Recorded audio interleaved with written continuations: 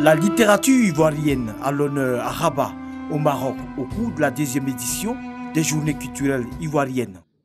À la Bibliothèque nationale du Royaume du Maroc, le directeur du livre au ministère de la Culture et de la Francophonie, Henri Nkoumo, plaide pour une meilleure intégration et coopération entre les deux pays dans le domaine littéraire. Il y a beaucoup d'éléments qui sont mis sur la table, beaucoup d'éléments qui vont dans le sens de l'intégration, mais comme le disent les professionnels, l'intégration est une machine qu'il faut constamment huiler, il faut faire en sorte qu'elle continue d'avancer et il ne faut pas se satisfaire de l'existant. Ces journées culturelles ivoiriennes montrent bien que l'axe Abidjan-Rabat dans le domaine du livre se porte bien.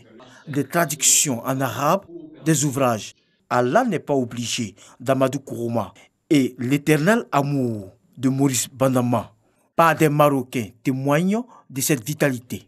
Le livre d'Ahmadou Kourouma est vraiment une nouvelle écriture francophone à l'intérieur du français d'un point de vue stylistique, on va dire, mais d'un point de vue humain. C'est l'initiation d'un enfant qui vit une enfance assez normale.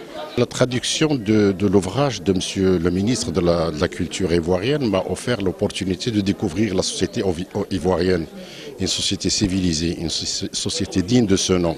La Côte d'Ivoire et le Maroc entretiennent d'excellentes relations sur le plan culturel. Ce panel vient renforcer les liens entre les deux pays. Un rapprochement s'opère de plus en plus.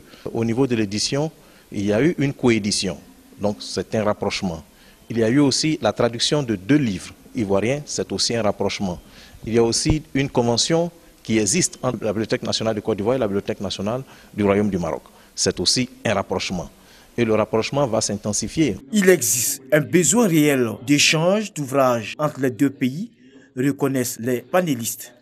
Toutefois, les difficultés de transport de ces livres constituent un véritable frein. Pour assurer une meilleure circulation de ces ouvrages, les panélistes proposent que les compagnies aériennes de ces deux pays soient mises à contribution.